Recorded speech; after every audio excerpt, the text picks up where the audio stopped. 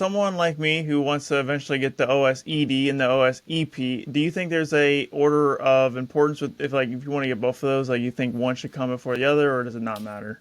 If your goal is red teaming and penetration testing, EP is infinitely more useful. ED is a great course on its own, but I don't use the knowledge in that very often in my day to day. I'm just really wanting for the I want the OSCE3. It's just kind of a rite of passage. I think I wasn't really in the space when the OSCE was around, so I just feel like it's got a bit of a rite of passage to get that. I had a little bit of a malware analysis background anyway, just through some like internships and such. So like a lot of the skills in OSED were familiar. It was just putting the exploit twist on it. You said you're not using your offsite exploit developer skills day to day too much. Explain what that course is and like what you actually learn and like who it would be applicable to.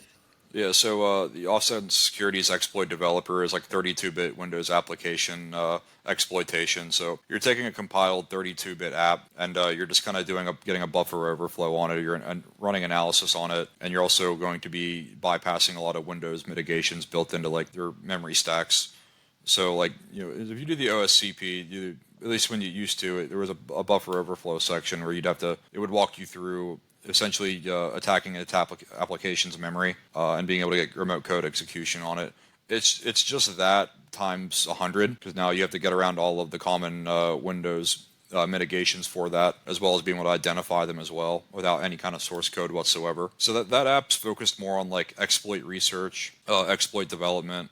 It's kind of a stepping stone between nothing and their OffSec's exploitation expert course, where you're just looking at like compiled applications, digging in the weeds of its assembly instructions and finding vulnerabilities.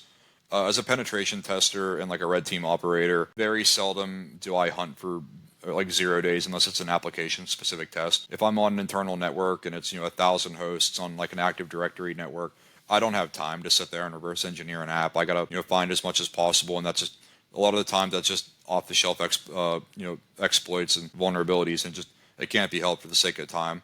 So not that there isn't a place for that course, because it absolutely was a great course, and exploit research is absolutely a growing field. As a penetration tester and red team, we don't use that skill day to day very much. Okay, that's really good to know, and that's something I didn't know. So thanks for answering that. Unfortunately, we're out of time, so I want to ask you the final question. Do you Okay. have any additional cybersecurity hot takes or hidden wisdom you'd like to share? I think the best thing I can give is just some generic advice for someone who's wanting to aspire to be red team. Don't be afraid to jump in. The team, it's red team, not red person.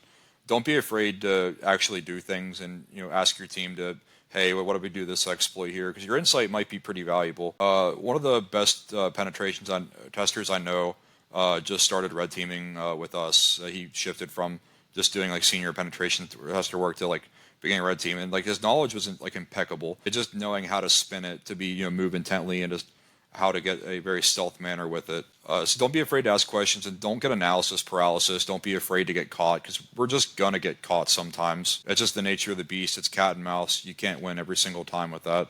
So just don't get analysis paralysis. Don't run, and don't not be careful with the assumption of, well, if I get caught it doesn't matter, because that's not what I'm saying. I'm just saying don't be afraid to try things, because sometimes it might just stick. Yeah, like you said, moving with intent, that is definitely a skill that in itself, like you can have a bunch of knowledge, but if you don't know how to apply it, then it doesn't really matter. So moving with intent, that's a good way of putting it.